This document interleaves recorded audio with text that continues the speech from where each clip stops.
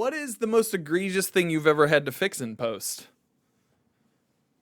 When editing videos or... It's not something I had to edit.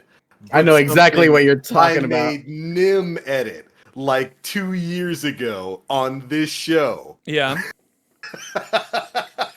Oh. there was a point. I was a little under the weather doing the podcast, and I didn't want to miss the episode, so I just came on. And I was dealing with sneezes and snot and all that kind of stuff. And every time I sneezed, I would try to like either mute myself or turn the camera off or whatnot. And I missed it on one sneeze, and it was awful. There was mucus, and like finished the show. I cleaned myself up real quick, finished the show and all that.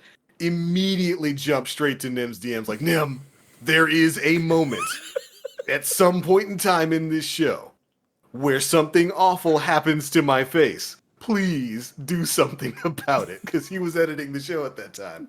And he came through. He came through in the clutch for me. Thanks, man. I got you, fam. I don't know. Man. That's probably the worst I can think of. This isn't so much a fix as it is just something that I enjoyed.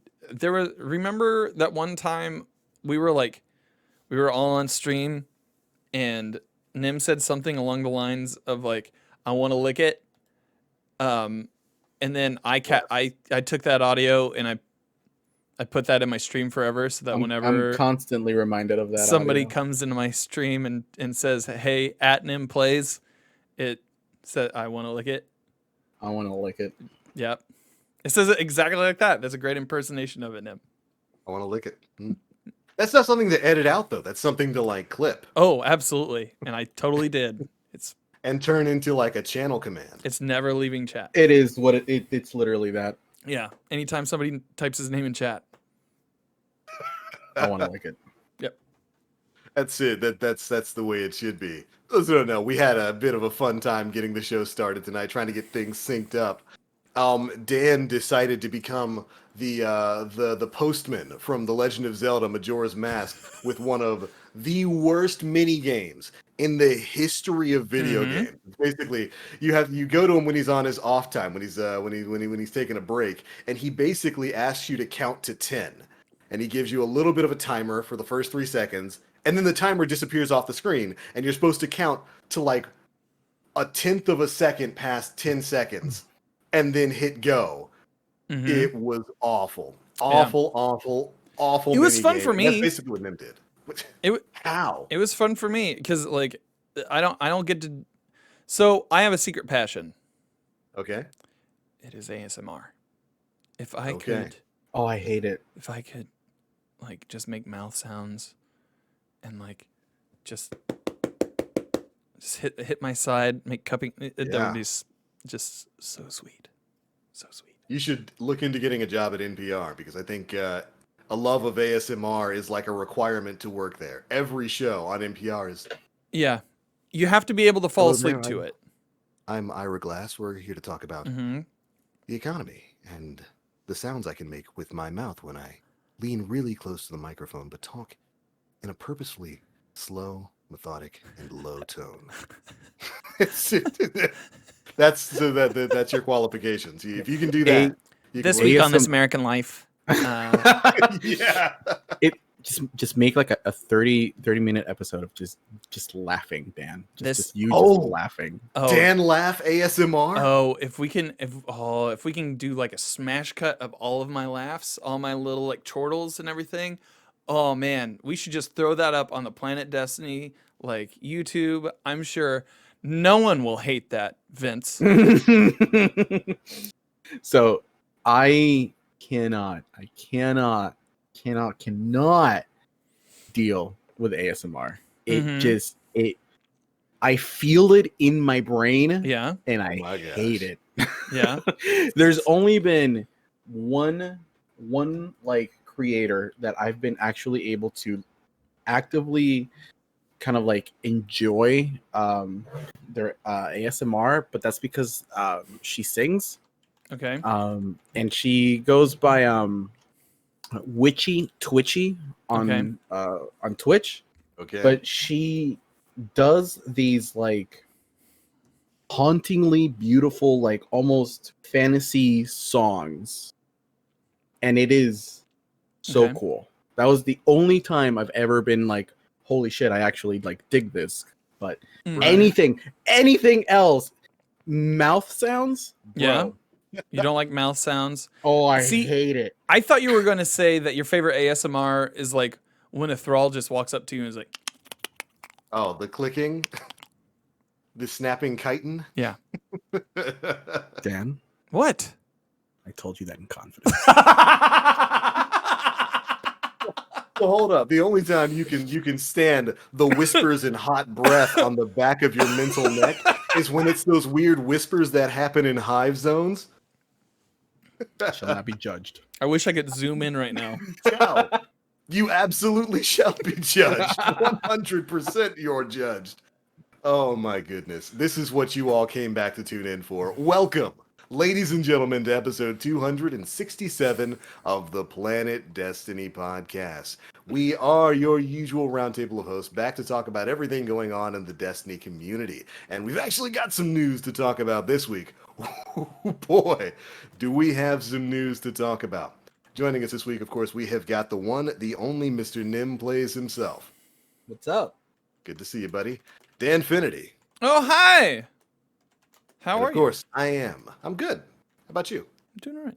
Can't complain. It's good to hear. It's great. You have a good weekend? Yeah. Come on, you interrupted my introduction. You got to have something better than yeah.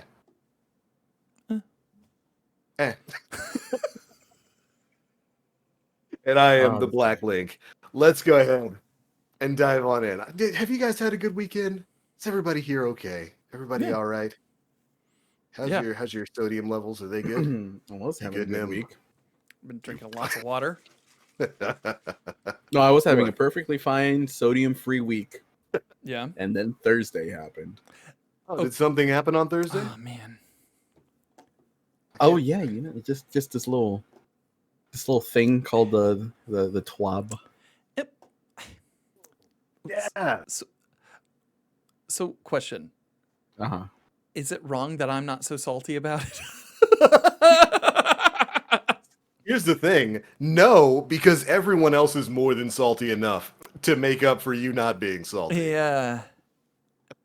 Yeah. I mean, we can get into it in a bit, but and there is some salt here, Mm-hmm. but I don't know. I feel you because like initially when I read it, I went through it, I made my video and news coverage and whatnot about it. I wasn't super upset. It's weird. It's like the worst thing you could ever possibly hear from your parents, in particular your father, is, "I'm not mad. Yeah. I'm just disappointed, son." That's kind of how I felt. But I wasn't mad. Like when I read everything that came in the 12 this week, I was like, oh, okay, this is some pretty good stuff. We've got some really cool stuff happening with ritual vendors like Lord Shax and the Drifter and Gambit and all that kind of stuff.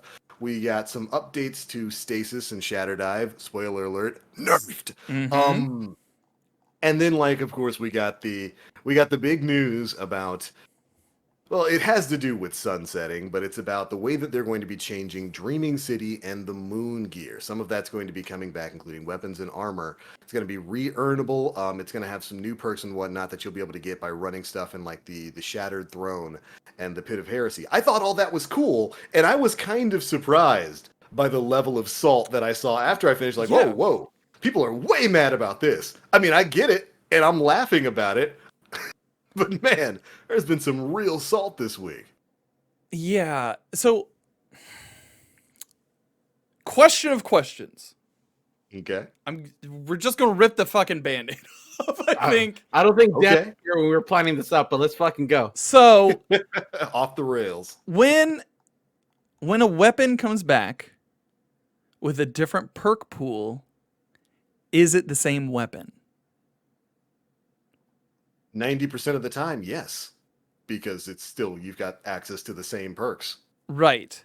It's not like having the new perks in the perk pool is going to get rid of all the old perks in the perk pool. It's not an entirely new perk pool. So yeah, it's the same weapon. So like where do these do we know where the reissued rolls are or what is coming in? The way they described it is that we're gonna have, and no, Nim, we're not gonna deviate from the plan. I'm gonna go back to your plan because we had a roadmap for how we're gonna do this show. Okay. I'm gonna go back to it, but All right. we're gonna address this point real quick. No, The way they it's described it in the TWAB is we've got 4 weapons for the Dreaming City, 4 weapons for the Moon coming back into rotation. It sounds like playing any content in the Dreaming City or any content in the Moon is going to get those weapons to drop at current levels of light. But if you want the versions of those weapons that are going to drop with new perks, which we'll explain in just a bit, you have to run the dungeons to get that. And I think that's a neat system. But so when you ask, is it really going to be the same weapon? Probably. It's probably really the same nonsense you're grinding for 90% of the time that you're going to be playing in those locations. Yeah. But okay. We'll get to all that in just a minute. Nim thought it would be a good idea to cover some of the smaller bits of news since there's a lot of really good stuff in the TWAB that's kind of getting glossed over thanks to the whole sunsetting conversation. So don't worry. Believe me, you gonna get your salt on this show. But first, you got to eat your veggies. And the veggies are some of the changes that are coming to some of these ritual vendors. People like, Lord Shaxx in the Crucible, and I do believe Gambit's going to be the other focus of incoming changes. Basically, Bungie is redoing the entire reputation system for these vendors. And I, for one, kind of like it. I kind of like the way they're doing it. It's a more structured grind. What they're essentially going to be doing is making it so that these vendors, Lord Shaxx in particular, who they give the example for, are going to have reputation rewards that'll be available at the vendor themselves. And so as you go into Crucible and you rank up your Valor or whatnot, or even if Valor's not even going to be a thing anymore, it's going to be, you'll see your progress there at Lord Shaxx, and you've got different rewards you can get per tier. I think it starts out with stuff like legendary and prime engrams, then you get upgrade materials, enhancement cores, enhancement prisms, and then ultimately when you reset your rank at the Crucible from now on, for your first reset, you'll get, what is it, an Ascendant Shard? Yeah. And then for every subsequent reset, some of those rewards will change, like you'll get more enhancement prisms or enhancement cores, and then when you reset your rank again, you'll get exotic engrams moving forward. I think that's fantastic. That's pretty great. I love what they're doing with this year. It's a far more focused and rewarding grind than what, say, ranking up your Valor gets you now. Really Garbage. Yeah, who I was gonna say, who here has really paid attention to what like their Valor drops have given them? Right. Like It's literally just just legendary trash and just enhancement cores. Yeah, and so substituting that out for a more structured grind that gives you especially direct upgrade materials. This is something I've been arguing for a long time. There need to be more. If Bungie's going to keep this whole infusion thing, then they need to make it so that these upgrade materials drop far more frequently in just regular activities. And adding this into something like Crucible I think it's great. It's pretty great, honestly, because I mean it actually kind of gives incentive to reset your Valor and actually care about resetting your Valor. And this is something that, like, I don't know. I'm sorry. I'm salty. Okay. I feel like this is something that should have been like a system already in place for people that play PvP like almost exclusively, because that doesn't force them to go run a Nightfall. If they want to masterwork their gear. And masterwork or infuse, it's wild that we are in year 4 of Destiny 2 and this is getting implemented now.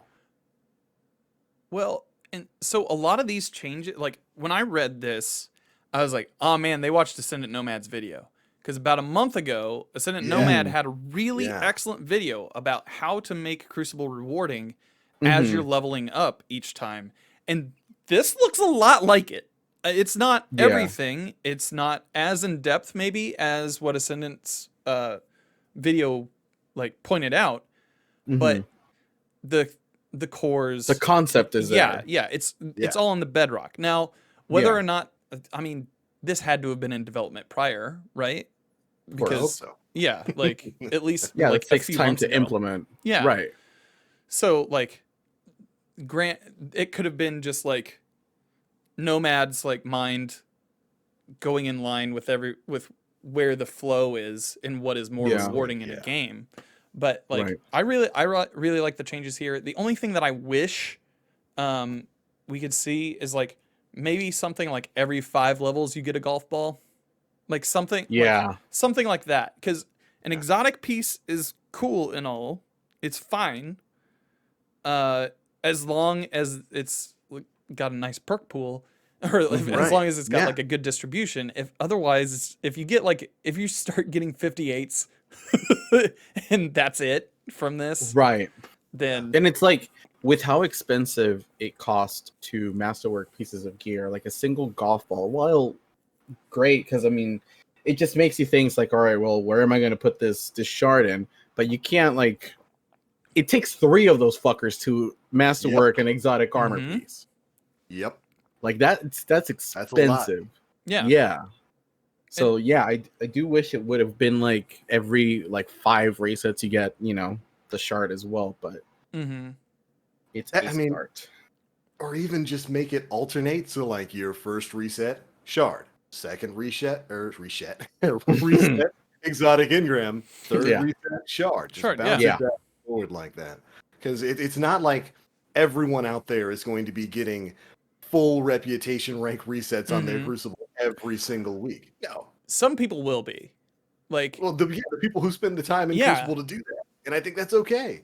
yeah, I think like it feels like the golf balls don't have as many distribution points as I think that they should.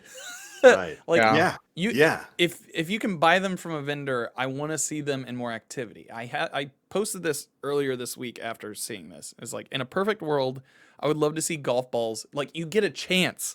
You just get a chance at a golf ball on your three weekly raids. Right? Just from the Mhm. Why in-game not? loot pool, in like right at that last chest, there's a chance that you get a golf ball for completing it.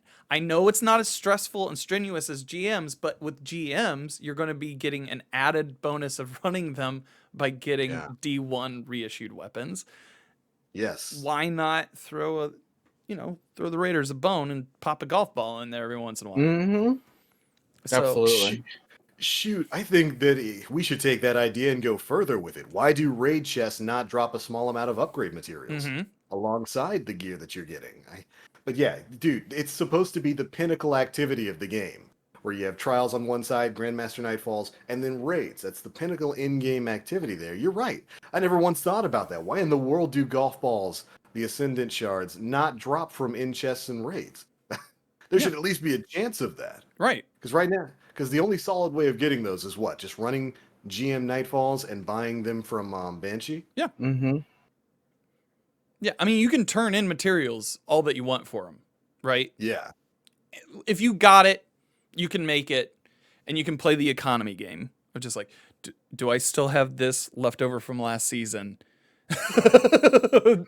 from this dead planet, Yeah. to make these in order to make these in order to make these? Like, I don't know. Aura says raids aren't in game anymore. I don't Man, know. shit, you might be right. Maybe he's right on that. Mhm. But I do agree with your point there that those should be more available through normal play of the game. Like, I still only have like 1 or 2 masterwork bits of armor, Mhm. and it's stuff that's about to get sunset, to be perfectly honest, because armor is getting sunset for some strange reason. But again, we'll get to that. Yeah. We will get to that. But yeah, overall, when it comes to these reputation changes, I'm really happy with what they're doing there. I think it's a more rewarding structure for Crucible rather than, ranking up my Valor and then getting something that I'm going to immediately shard for legendary shards. I'm actually getting some upgrade materials there, and I'm working towards a golf ball and then an exotic engram. I Mhm. think is it's a very good way to handle this moving forward. And I'm like you, Nem. Like, this should have been done maybe a while ago. A but while I'm glad ago. we're getting it now. Yeah. As a part of that though, it is important to note to mention tokens are going away. So if you got like me 5, 6, 7,000 Crucible tokens, have fun with the next month or so before season 13 starts, because you're going to need to get rid of all that before it gets over here. I have 15,000 of those fuckers. I spent probably 40 minutes after reading through the TWAB on stream on Thursday, just turning in tokens. I get rid of all of them. It was great. I got like close to 240 pieces of gear that I need to clean out of my vault. But I don't have them anymore, so I'm not looking forward to going through all those. But like it'd be it's a huge waste of legendary shards and potential upgrade materials to not do it. But I think Bungie says that they're going to just be deprecated into junk next season. So if you don't get rid of them now, they're going to be worthless in the season. Yeah. Yeah, that's going to be a lot of shards you're missing out on. Mm-hmm. So go blow your load. Oh, don't you worry about it. I will. And Always, demonetized.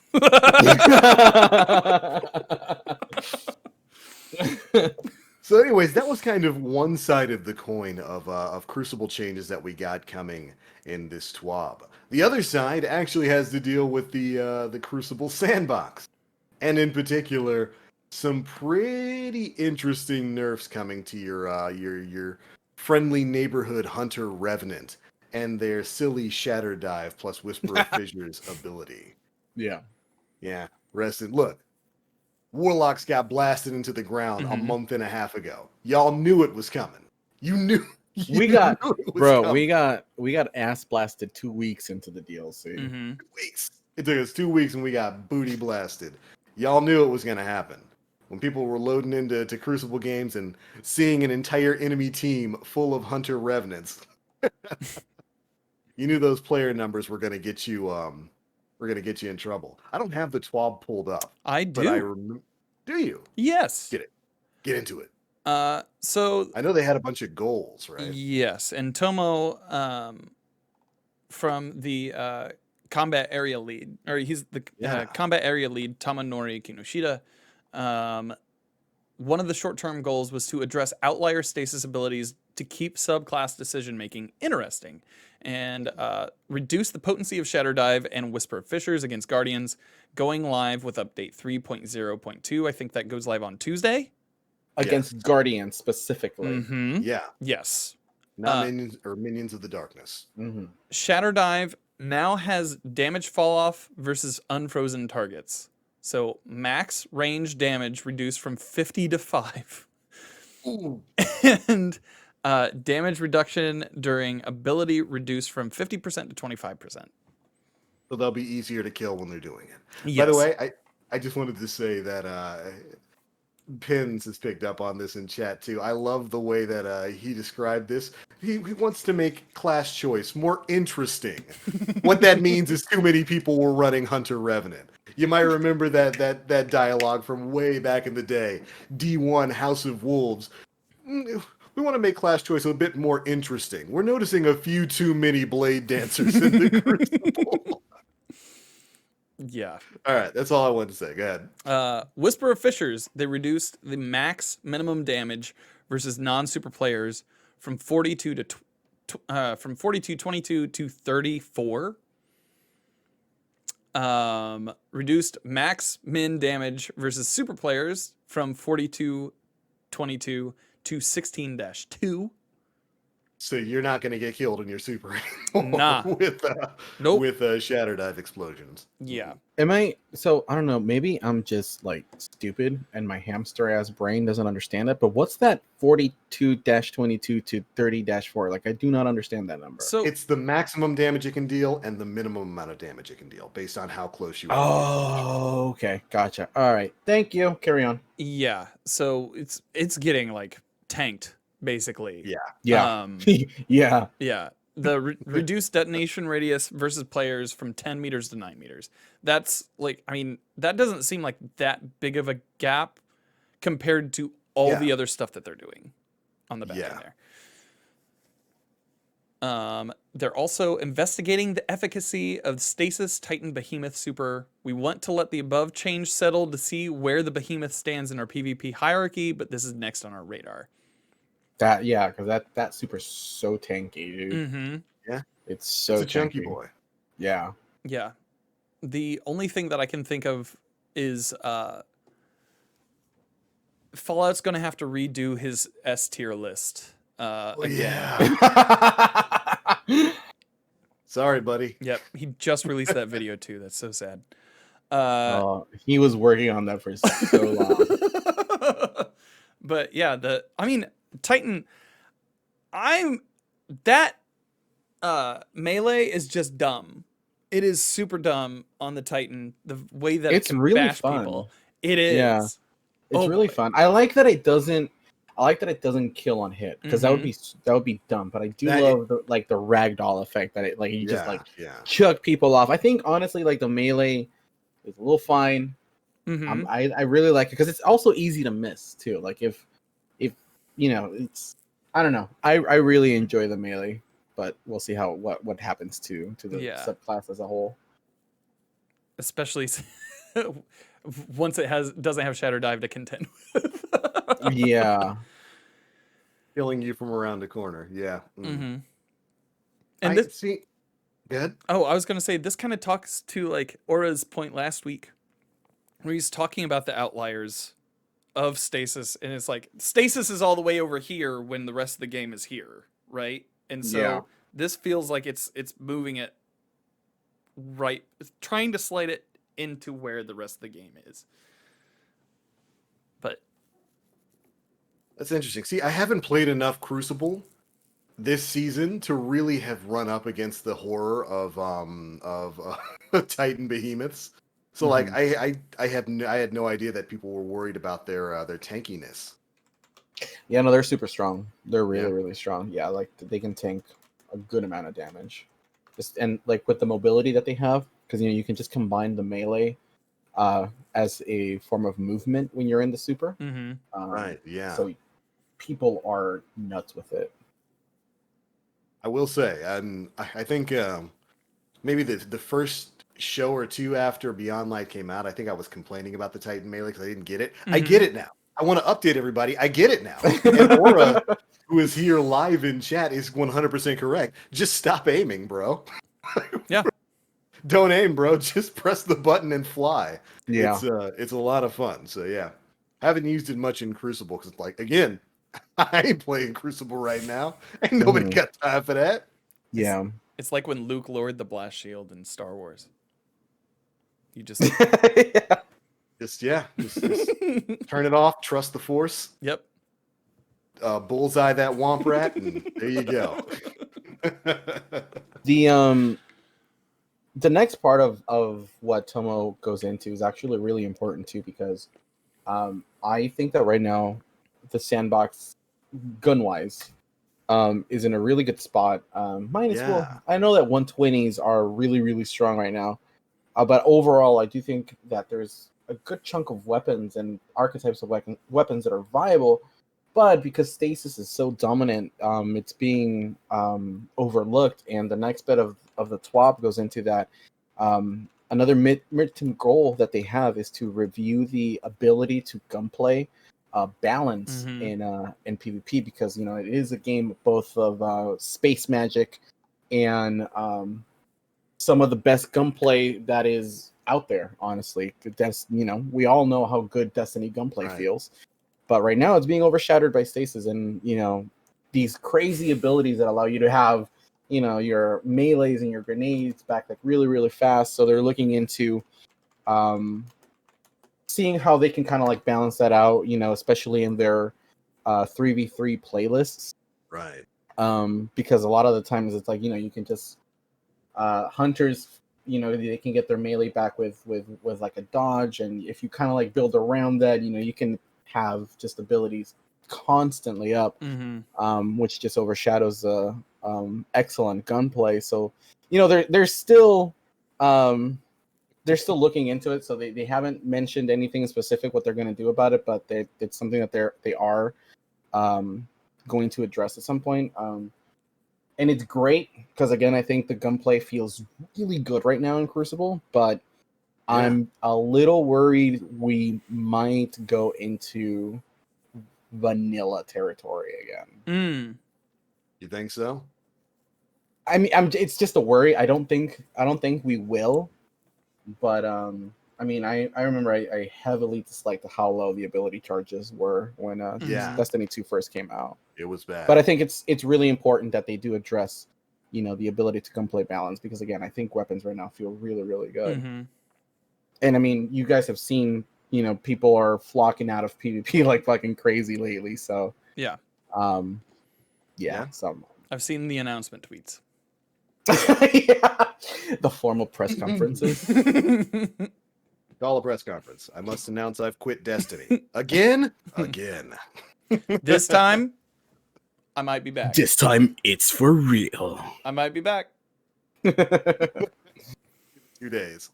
No, that's a really important point. And honestly, I wonder what they're going to do.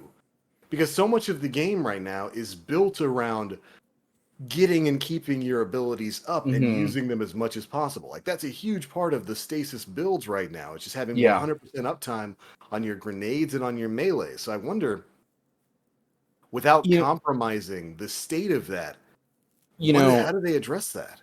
I mean, at least the most logical thing in my brain would be like a dedicated playlist where it feels a little bit more competitive, where abilities, don't recharge as fast, or like mobs and stuff like that aren't active. Where it just kind of like evens out the playing field for everybody. That's just one of the things that I can think of to not drastically change the entire sandbox. I mean, there's people that enjoy the absolute madness that is Crucible somehow right now, but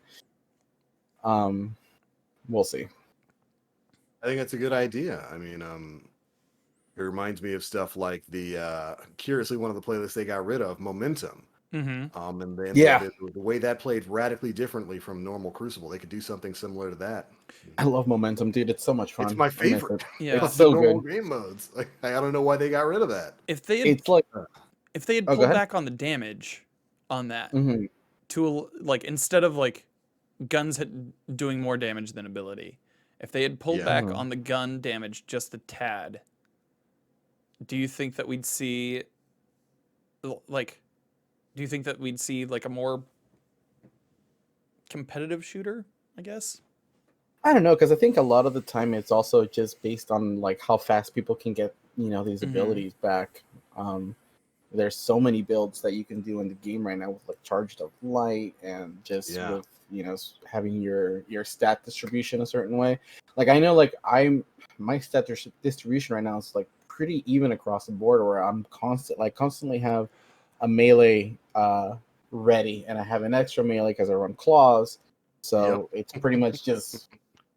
But if I see you coming around a corner, you're gonna get frozen.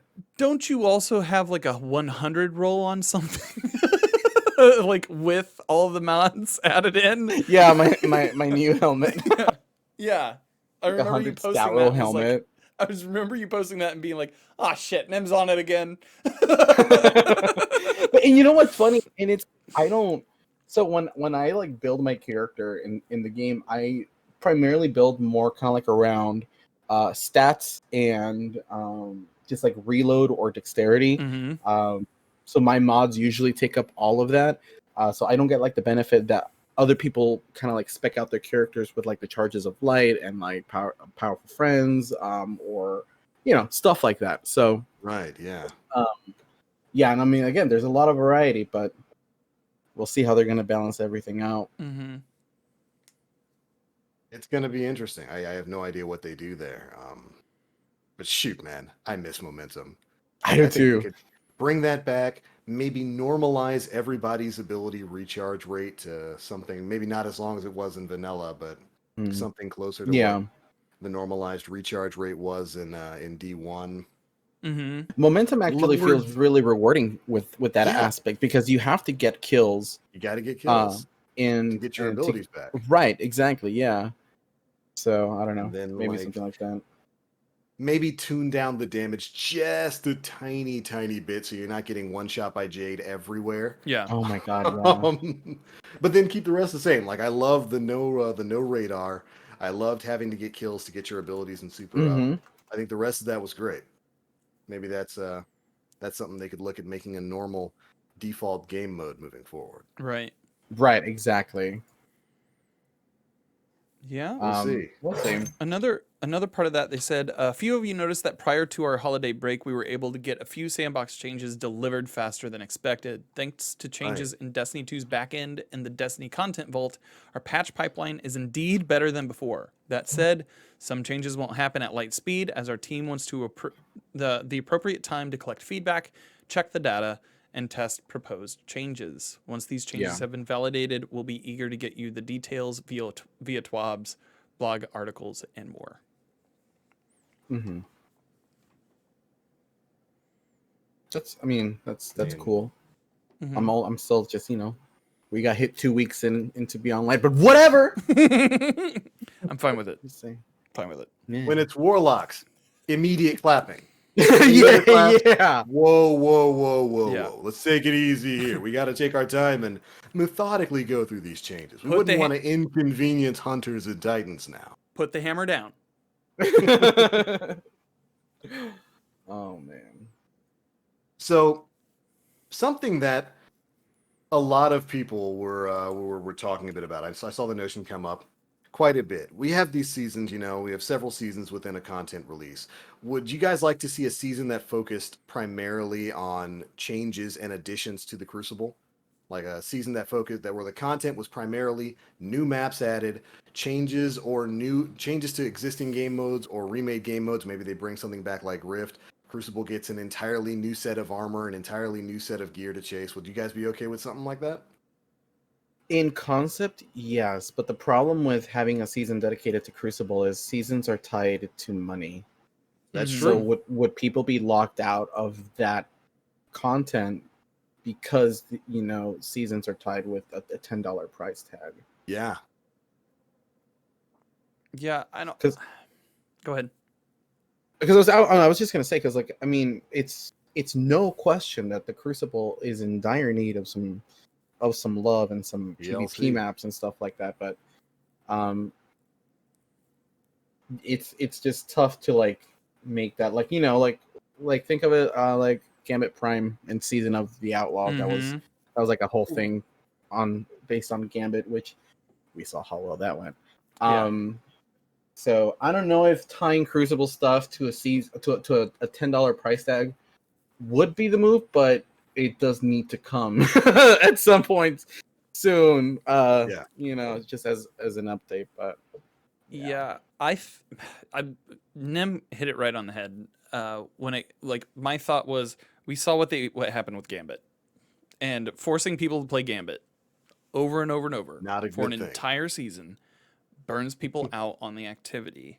Mhm. Now, should they maybe yearly go through and be like, hey, we're adding a slew of these maps in? Absolutely. I think that would that would help at least the variety for creators and people who like to play that Mhm. overall playlist. I'm not in there as much, so I Yeah. don't have as many thoughts on that right now, and especially this Mhm. season, I didn't even finish anything in Iron Banner. I just Dang, I haven't touched it. I touched it, but I was just like, and I guess I'm done. I don't. There was Yeah. no drive. There was Yeah, very little drive for me to go that's in there. understandable. And yeah. So I actually played a good chunk of it this time around. Mhm. Primarily because of the hand cannon, the steady hand that came back. Right, they took all your other 120s. They took all of my other 120s when they gave me the steady hand, and honestly, I'm not gonna lie, I'm okay with it. I got a really, really good roll with, and I'm super confident that it was one of the first few rolls that dropped for me. This dropped maybe a week or two ago whenever Iron Banner was, It dropped with Killing Wind, Ricochet Rounds, and Swashbuckler, with a stability masterwork. Not bad at all. It is nearing Shoot. already 1,000 kills, and we're getting close to 1,000 kills in PvP with it. You've been Dude, busy. like, it's so fun. It is such a great feeling hand cannon. Now, when you combine that hand cannon with either an Empowering Rift or a Whisper of Hedrons, where I just gotta freeze somebody. Yeah. 2 taps, crispy 120 headshots, and it has chef's kiss. It's so good. Yes, chat. I am that scumbag 2-tapping you from like way across the map. Enjoy it. Not sorry. If you see it's Nim, Gotta deal don't with bag. Don't bag. Don't go to his stream. Don't go to his Steam account and leave comments. Just appreciate it. Did I tell you that I had someone leave a comment on my Steam profile? Last week. So my Steam profile was closed beforehand to I think it was set to private. And like I heard somebody that I hang out with say that like they had like their comment section in the profile open, so I was like, "Oh, I want to do that." literally the day that I opened it up, I had someone in a Crucible match that I kind of bullied leave a comment on my profile saying, if this dude crutches any harder on stasis, he may just end up permanently disabled. And I know exactly who could that have been, because I am kind of a bully with stasis. Yep. I am kind of a bully. If I have all of my charges, I will freeze someone, wait until they're unfrozen, then freeze them again until they're unfrozen, and then pop my rift next to them so I can freeze them again. And then I'll shotgun them and carry on with my match. Not as disabled as that KD's looking. So yeah. It's great. Well, I would never do that, but I'm glad you got some. I'm glad you got some mileage out of what's going to come to be known as the Nim review section. There you go, everybody. Head to Nim's profile on Steam. Leave him a review. Maybe we should do that as a segment of the show. Nim in review. Oh, Nim in no. review. Yep. This week's Nim in review is brought to you by Antoine666. Who says? Stop crutching. Oh man. So yeah, I mean, obviously a lot of work needs to be done with Crucible. I thought the notion of a Crucible-focused season was interesting, but ultimately, I believe Bungie is more than capable of walking and chewing gum at the same time. I think they've got the people available to be able to put out a season that provides content for PvE players while also tending to the very much needed changes for the Crucible. Mm-hmm. Mm-hmm. There needs to be new maps. Some game modes do need to be revamped. Rewards need to be addressed, and thankfully, some of them are with what we saw with the changes to reputation and whatnot with Lord Shaxx. Looking forward to a lot of that next season. We know there's going to be some new gear that you'll be going for with the Crucible and all that, alongside those reputation changes. But here's hoping we get some good news about the Crucible sooner rather than later, because it's been kind of in not so great a spot for the last month or two. So here's hoping. Well, and we also have like 3 more of these before the season, right? We have 3 more TWABs. Yeah, before. So we'll see. I personally thought that this was a fairly good TWAB. Same. Overall, barring what we might be talking about next amongst the community. Right. We're about 40 minutes into the show. We can spend the last 20 minutes talking about what everybody has been waiting for, because of course, I think you're right. Like, for the most part, this was a pretty good TWAB. We got some really revolutionary information in there about reputation and vendors and all that kind of stuff. Interesting changes with Shadow Dive and all of that. And that all kind of got glossed over because of the first section of the TWAB, which talked about how Bungie is going to be bringing back certain rewards starting in Season 13. And if you have it up there, you can go ahead and go through some of the changes that are going to be coming for us. All right. So this is via rewards area lead Justin Dazzett, who he says, first let's review a list of what you'll see starting in season 13. I actually think some of these are pretty good changes when it comes to like the activities that they're tied to. But reissued Dreaming City, Reverie Dawn, and Moon Dreambane armor from henceforth known as Dream Bay.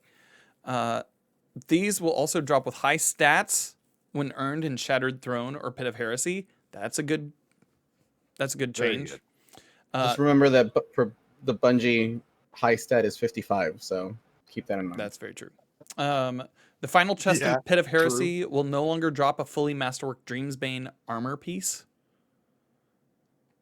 Sad.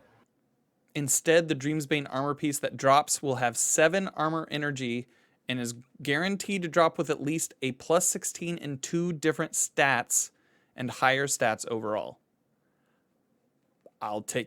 Honestly, I'll take that over We take it. Yeah. over the Masterwork. Dreamsbane class items will not drop from this chest. Thank you. Reissued 4 weapons for Dreaming City with new perk rolls. We have the Waking Vigil, Sleepless, Vouchsafe, and Retold Tale. The Dreaming City weapons that drop in the Shattered Throne dungeon can roll with perks that are unavailable from drops from other reward sources. Reissued 4 weapons for the Moon with new perk pools. Premonition, Pit of Heresy only. Heretic, Blasphemer, and Apostate. Weapons that drop in the Pit of Heresy dungeon can roll with perks that are unavailable from drops from other reward sources. And they are also expanding the Lost Sector Legend and Master rotation to 4 Moon Lost Sectors: K1 Logistics, Communication, Crew Quarters, and Revelation. Mm-hmm. That part I really like. Mm-hmm. Same. Expanding the Lost Sector grind is good. Yeah, because those Lost Sectors are pretty expensive and they're really fun. And I mean, there's a lot to like there. I love that they're giving us a reason to go back and complete Pit of Heresy and Shattered Throne every week, because that content is still in the game.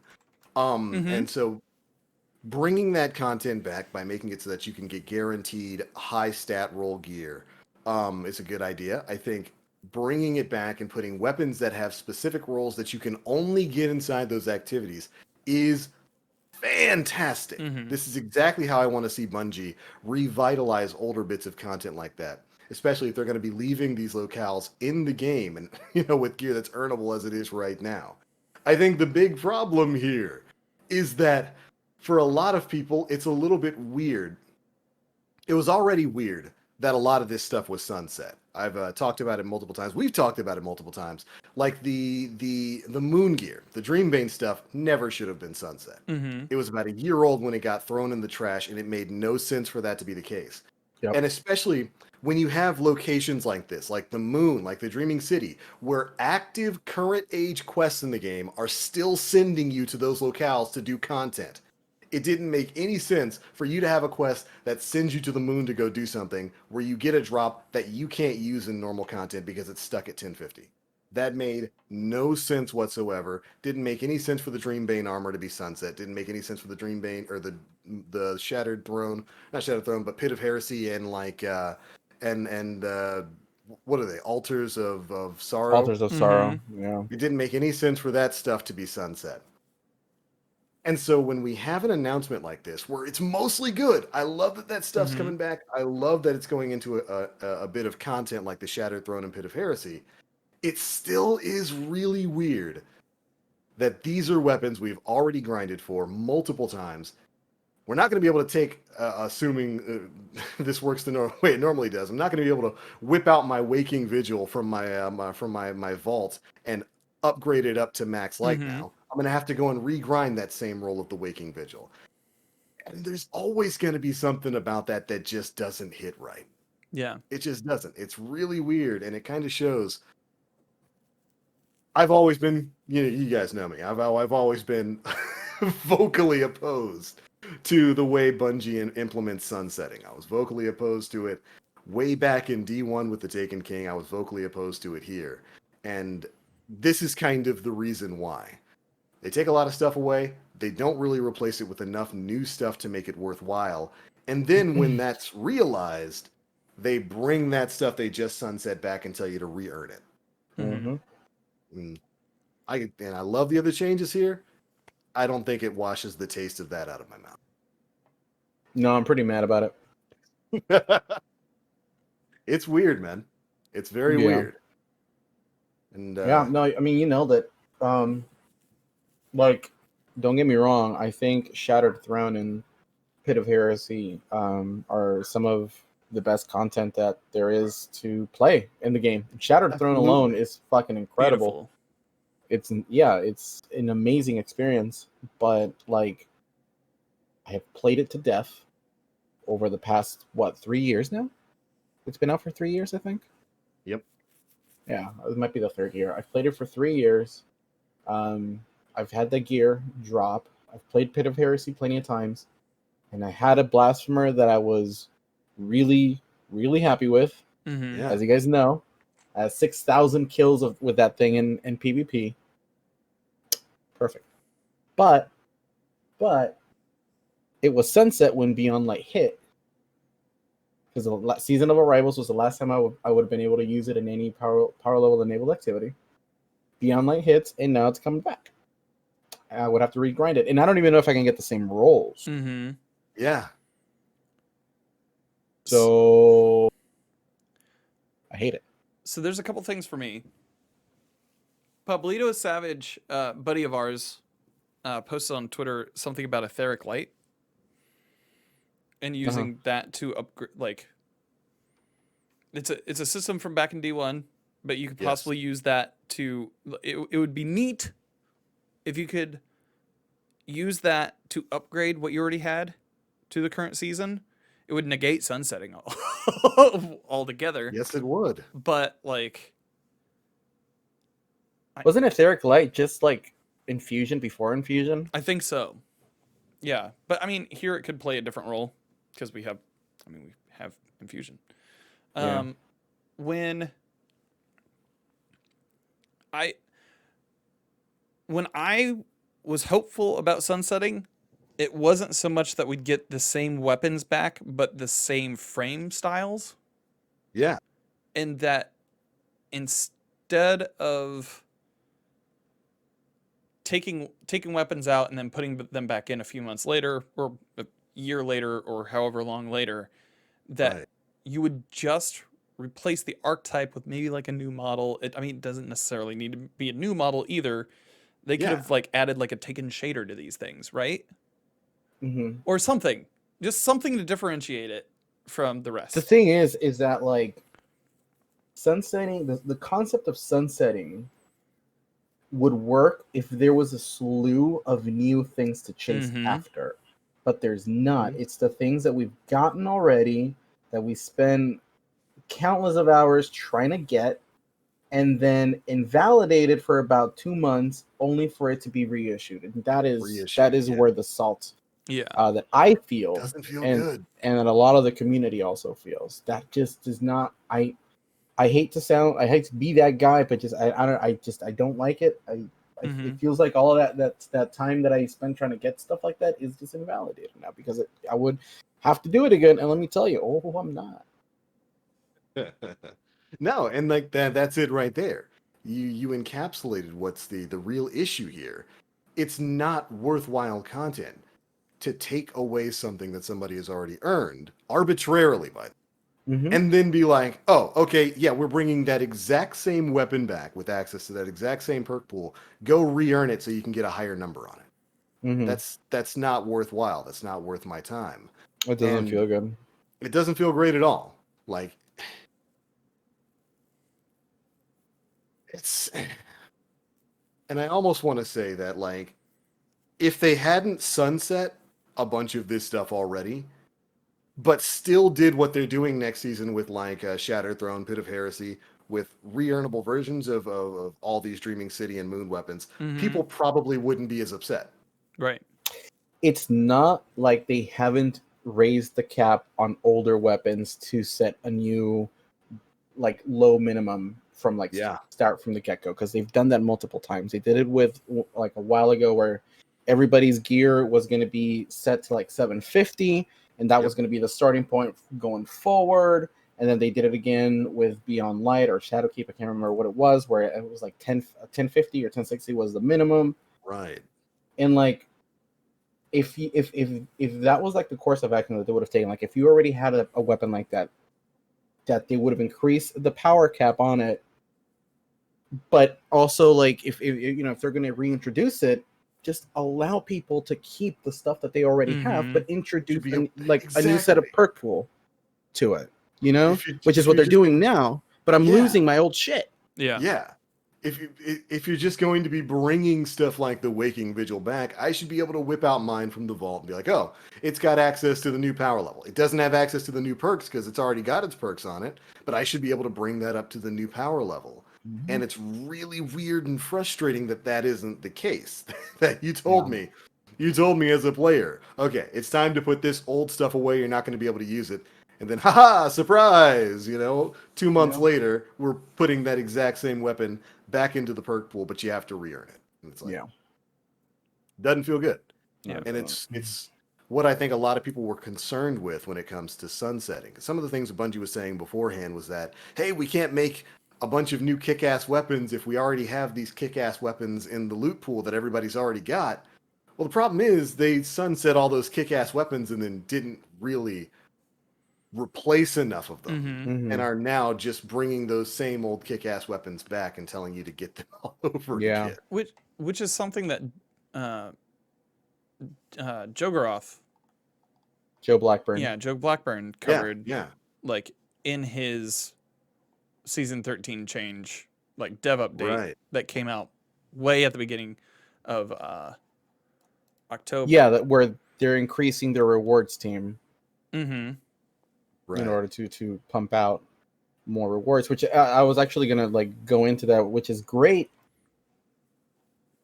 Future, Yeah. like I am legitimately excited to see like if that increase in a rewards team is going to be like super noticeable within the actual game itself. Yeah. But at the moment, it just feels like the time that I played was just kind of like wasted. Yeah. Invalidated. It wasn't. Invalidated It was is a better wasted. word. Yeah. It So wasn't I really don't know. respected. I'm pretty apathetic with the state of the game right now. That's Mm-hmm. why I've been like playing other stuff a lot more. If I get on D2, it's literally only to play with friends. It's a party game now. Mm-hmm. Yeah. Um, Talked but about that last week.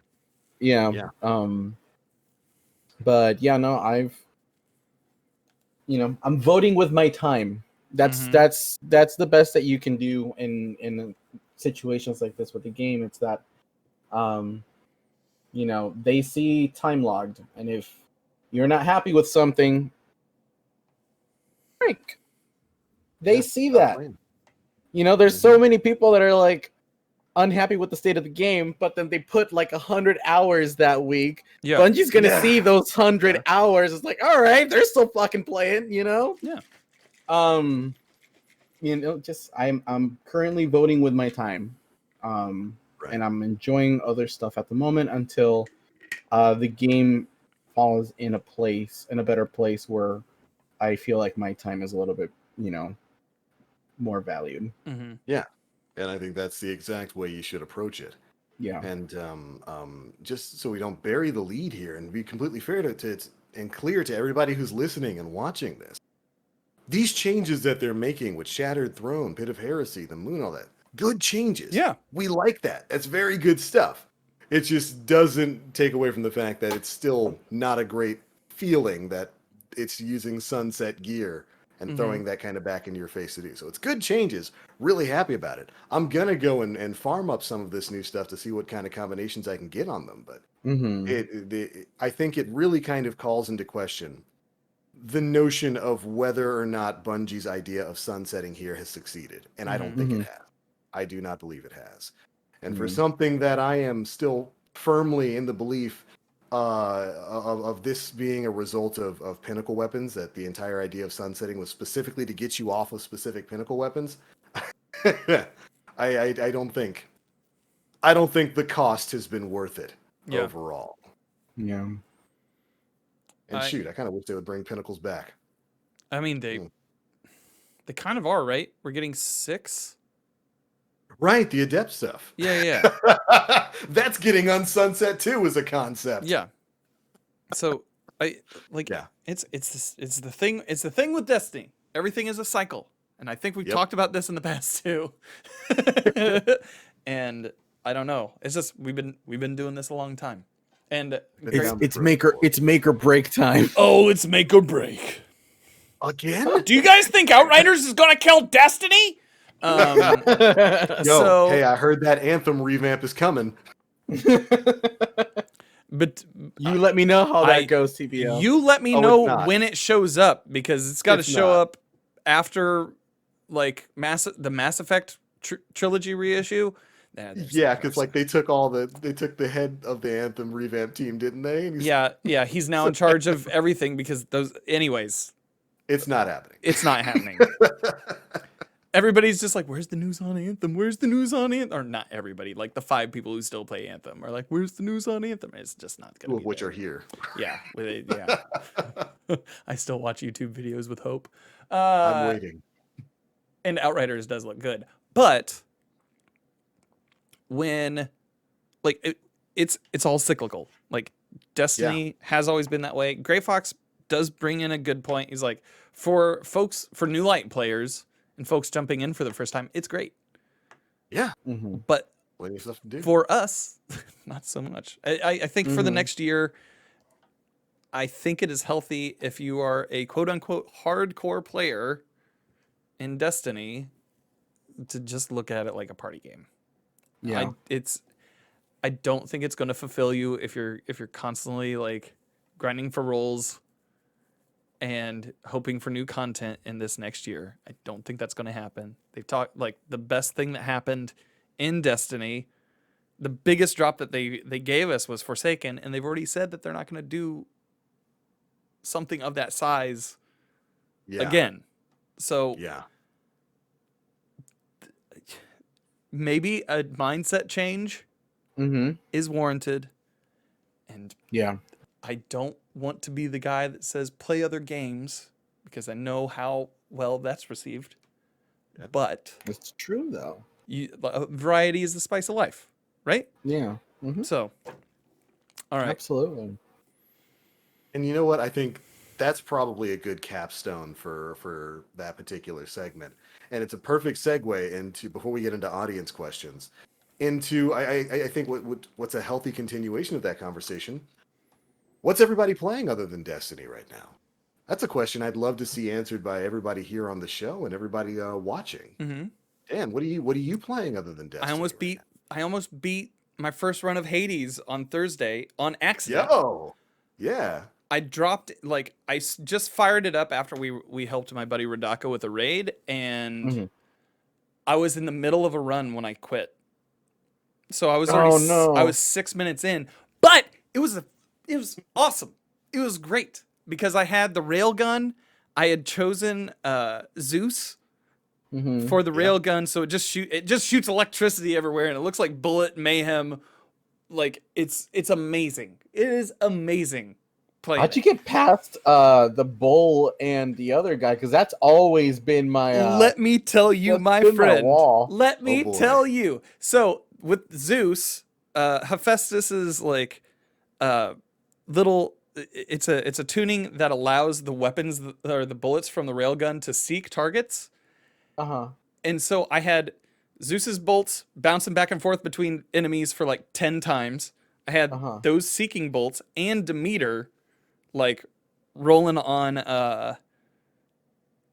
Demeter's like call, where it just creates like a giant vortex whirlwind that hurts everything for like 15 seconds. Uh-huh. Mhm. Easy peasy. Wow. Yeah. Outside of that, I think the next I'm going to be diving into Borderlands 3. I like Mhm. I started it on PC, even though I have Mhm. characters on PS4. Right. I started a run on PC with going Zangang, and That's right. yeah, That's right. yeah.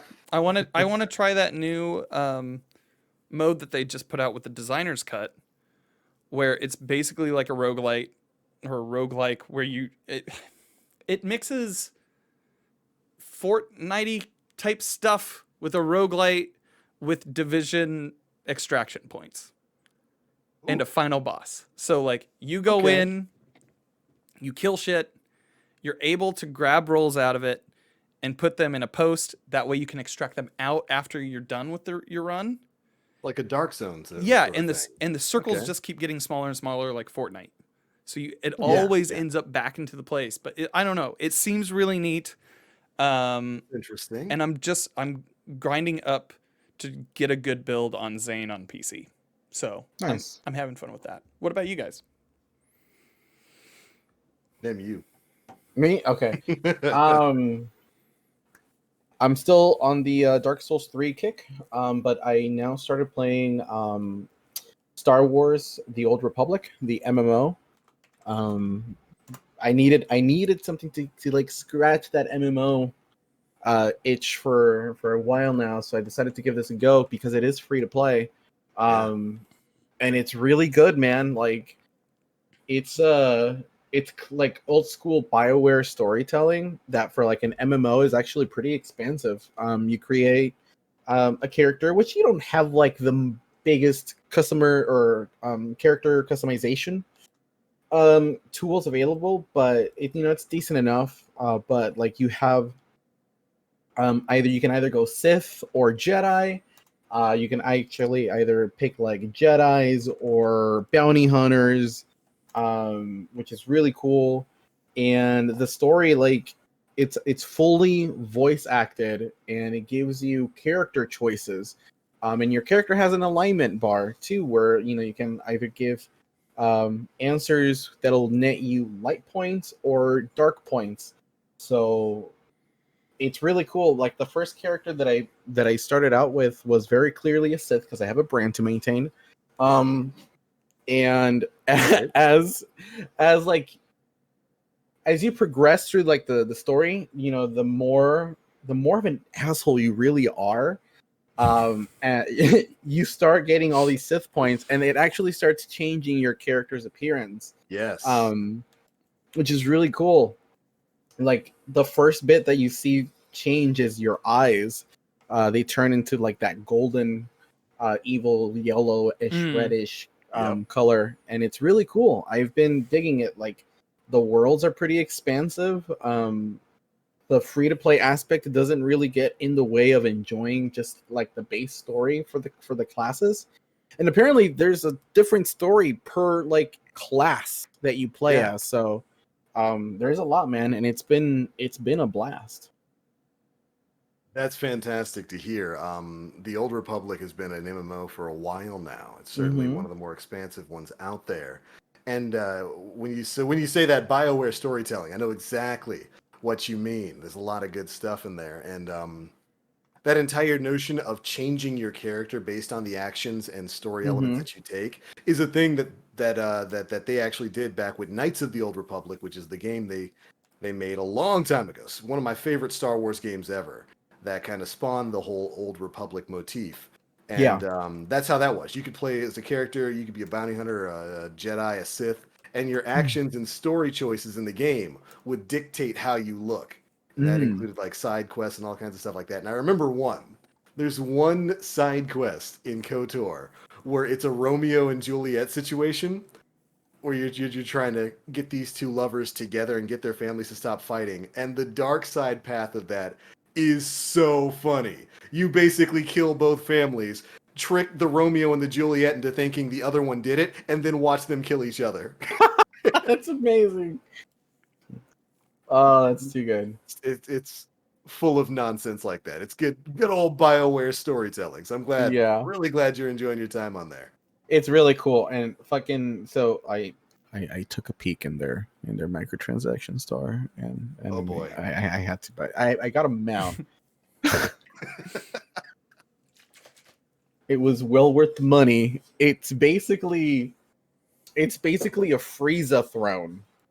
Oh my goodness. Where you literally sit on this like throne, and you can just fucking move around, or it like float like literally a Frieza throne. So it's like it looks really fucking cool.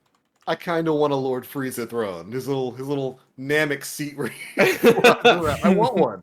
I have I'd buy I'll that. post a screenshot here in our host chat so you can take a Please look at it. do. But it's really neat. As for me, I've been bouncing through a couple of games. A lot of Division 2. I have been back on that nonstop for the past month. It's been a lot of fun. They just started another season of content, and another series of hunts. Division has something similar to like the whole Wrathborn hunt system in Destiny 2, except it lasts an entire season rather than 5 seconds. Mhm. And every season they introduce a few new exotics and like a new season pass and the usual stuff. And so I've been going through maxing out my season pass and getting a bunch of that kind of stuff. And man, every time I come back and play Division, it just reminds me how much I love RPGs Yeah. and how much I love the Division because it is just straight numbers. It is an RPG with some shooting elements, whereas Destiny is a shooting game with some RPG elements. And I Mhm. really, really love jumping into it and making new builds and all kinds of stuff and just doing silly things. I've got a build right now that basically makes me all but invulnerable in in-game content because Massive made an oopsie and gave everybody access to a specific mod that specifically nullifies damage from any enemies who have yellow health. Oh my god. Yeah. And you can farm up a bunch of those. Normally, you can only put 3 mods on your gear, but there's a special class of gear in the game that's crafted, which doesn't have the same stat benefits as like gear sets and other high-end gear. Mhm. But you can put mods on crafted gear. So I have a full set of crafted gear that just does nothing but reduce damage from elite level enemies by 12% per mod. So I've got something like 82% damage reduction. I just walk through in-game content and take no damage. It's great. That's I love it. incredible. It's the dumbest thing in the world, and it's exactly what I love about that. Speaking, I'm so sorry. Speaking real quick about Division. So the developer, Ubi Massive, Yes. is going to be in charge of an open world Star Wars game. Yes. Because EA has kind of like lost the right to exclusivity to like the Star Wars franchise. Hell yeah. Thank God. Fallen Order was amazing.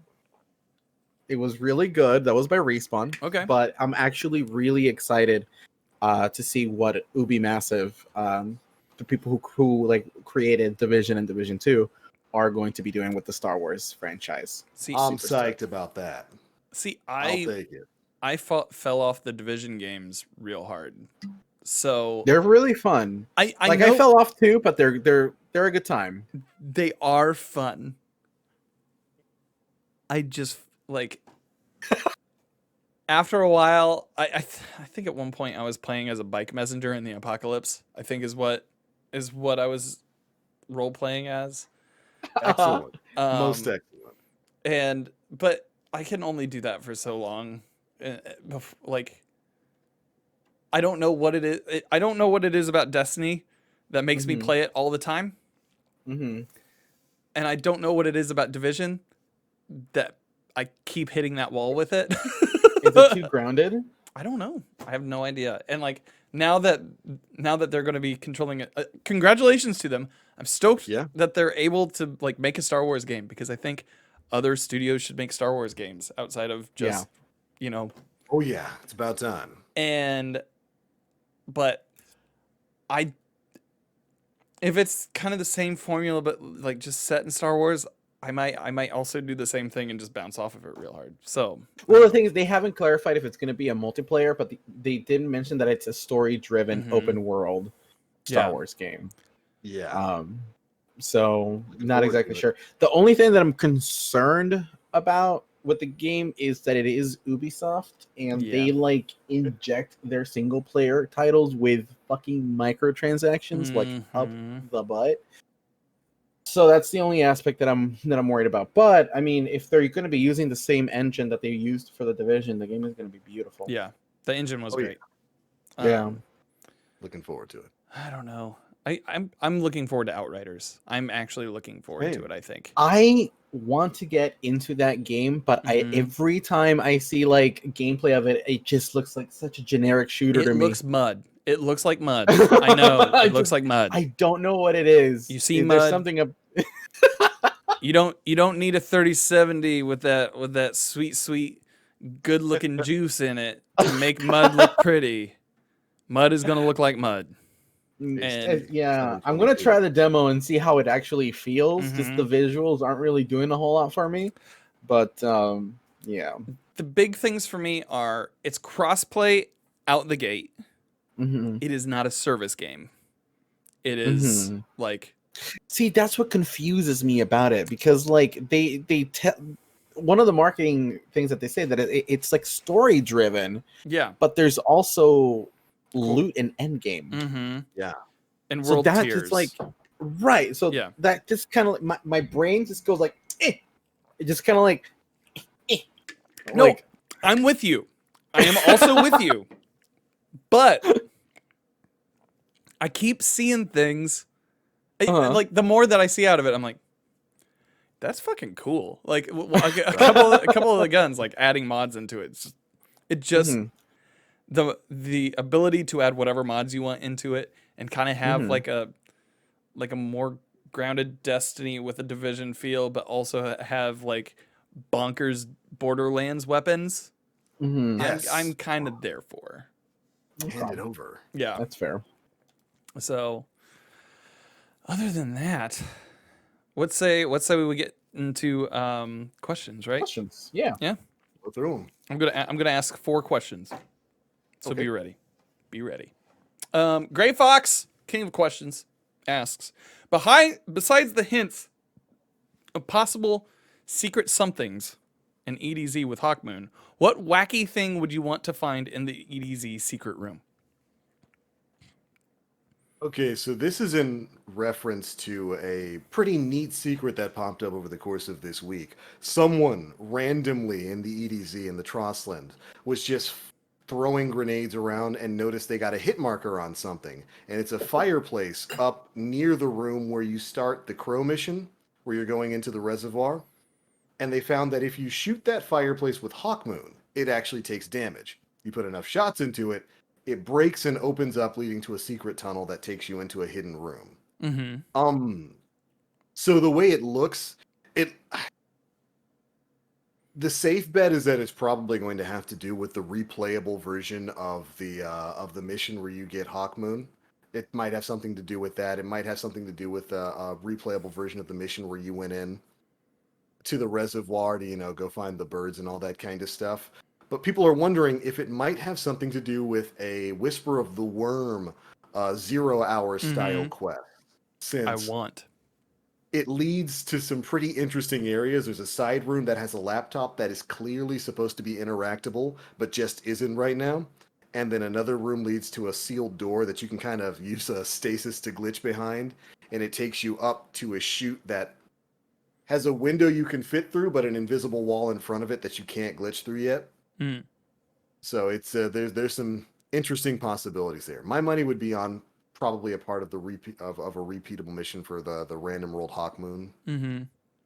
That would be Probably interesting that. if it popped up on Tuesday. It would be interesting. Oh, also, if you remember the quest where you went into the reservoir to go scan the birds and you found where Crow was living and all that kind of stuff, you can actually get past the final room. When you jump up, you can go scan that bird, and they talk about they found a ship. You can actually get past that now. Okay. That happened this week too.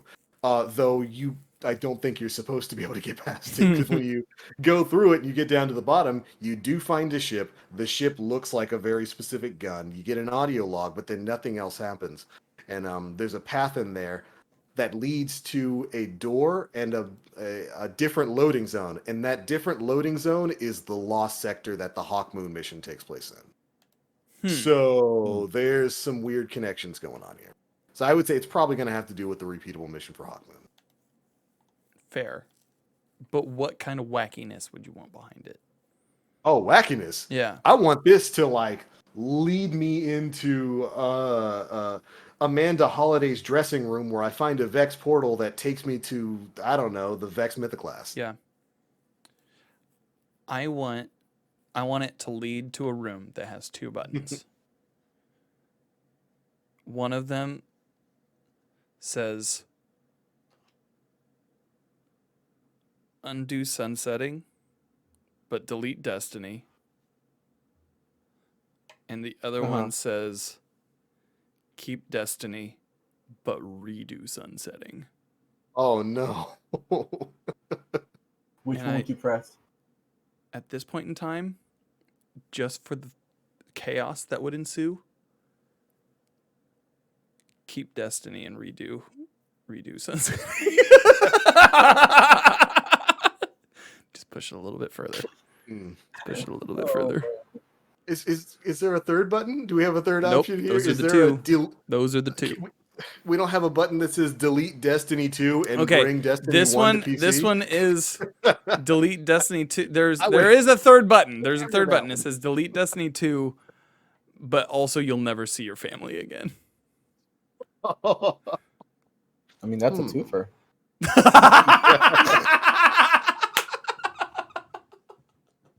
Oh no. Don't threaten me with a good time, game. Let's see. Anyways, tied to that, Frankie M3 asks, what would be your ideal Hawkmoon roll? Even including the ones that aren't rollable on it. It would be interested in one for all Hawkmoon. That's what Frankie said. For all Hawkman, that'd be interesting. That'd be gross. Yeah, that'd be really interesting. Killing Wind would be pretty good on Hawkmoon. One for all would be nasty though. Yeah.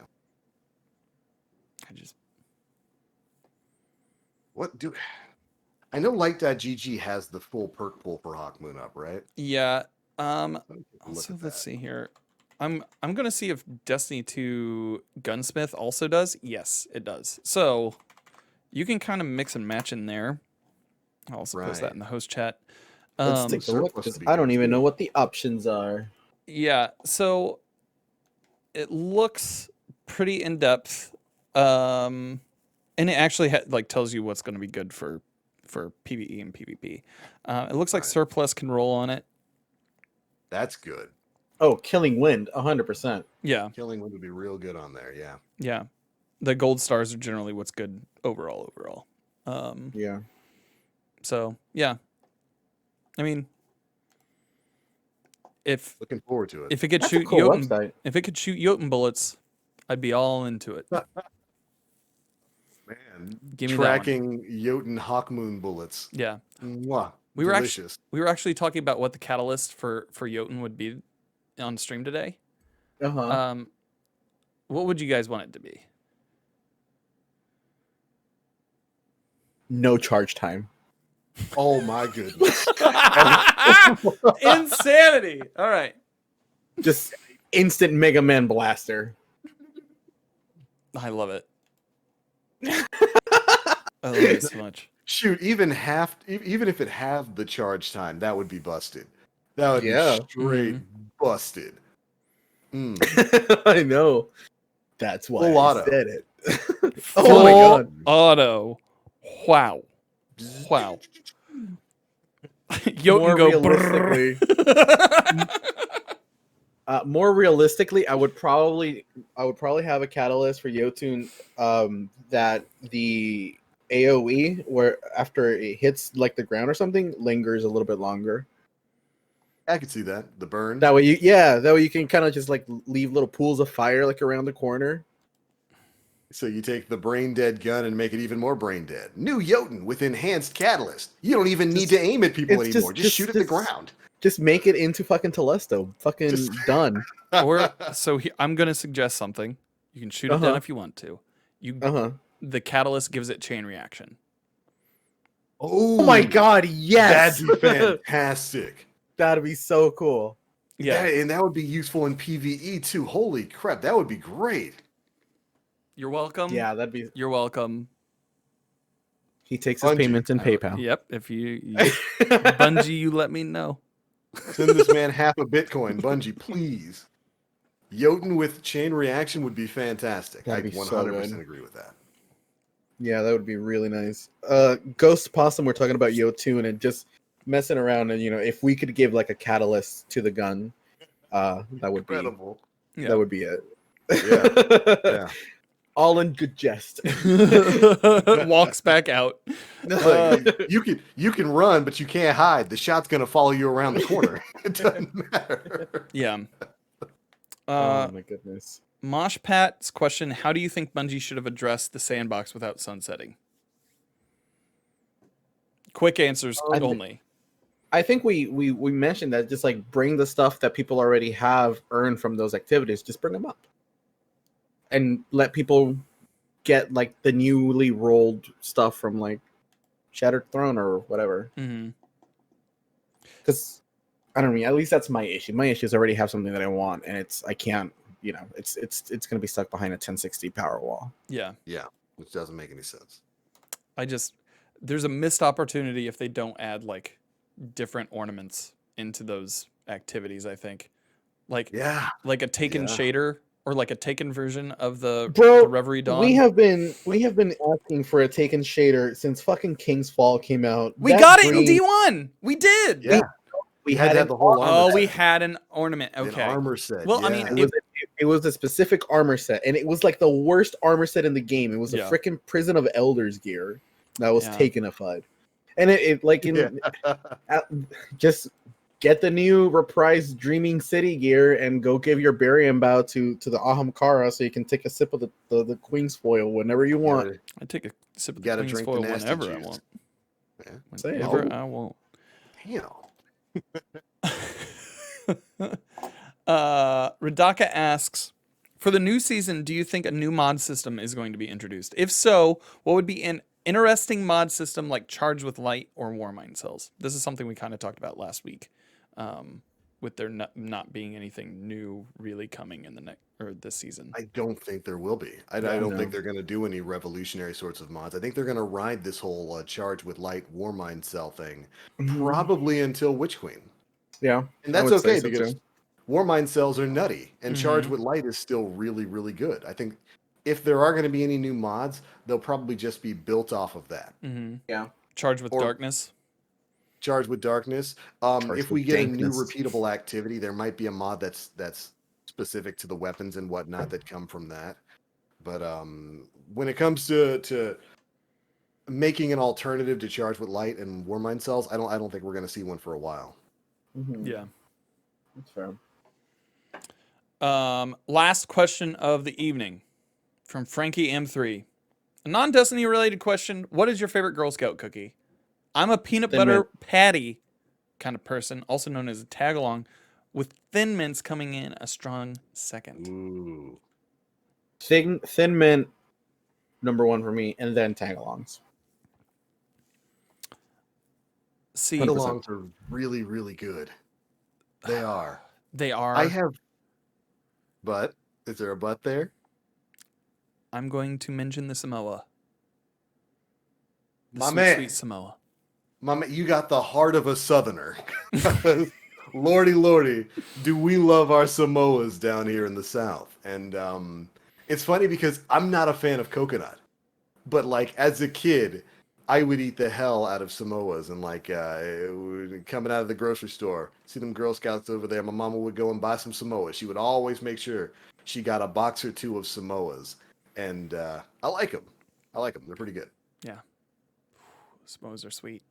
They're really good. Yeah, that's what I was saying. They're like really, really good, but they're super sweet. Yeah, they are very sweet. Thin Mints are great in the freezer. My dad. Yeah, that's how I eat mine. Yeah. My dad used to do that. It's the only thing I ever respected him for. Outside of that, I think we're good. I see you too would take the family option instead. Please take my family. Yikes. Damn. At least I'm not alone. He's never gonna see this. He's in the I love you, Daddy. Theory shit.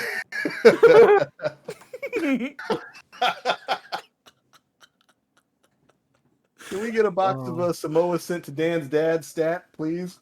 Some Thin Mints. Or just send them to me.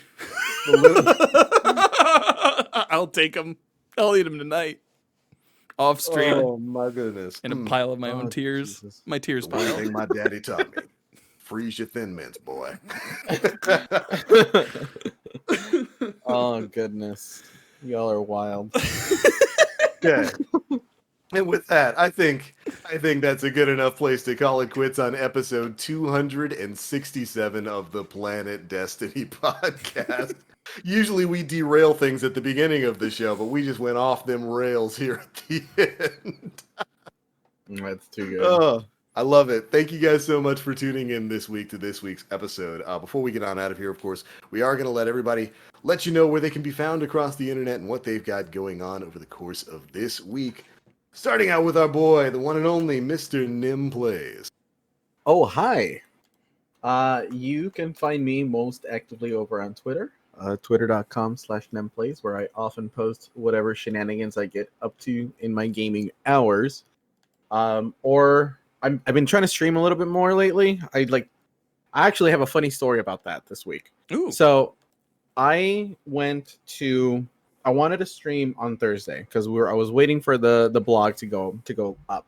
So I boot up the Right. stream, I boot up the game, and within moments of me going live, minutes of me going live, everything just starts crashing. Like OBS's encoder is through the roof, and my game has gone down to like literally 3 to 4 frames a second, and then everything just stops where I had to force reset my computer. And when I reset my system and I brought up Steam, brought up OBS and all that, when I go to pull up Destiny, it was uninstalled Okay. entirely. My system just completely uninstalled D2. And I'm like, and I look at the Steam files and it's in there. Like the folders exist, but it's forcing me to reinstall it again.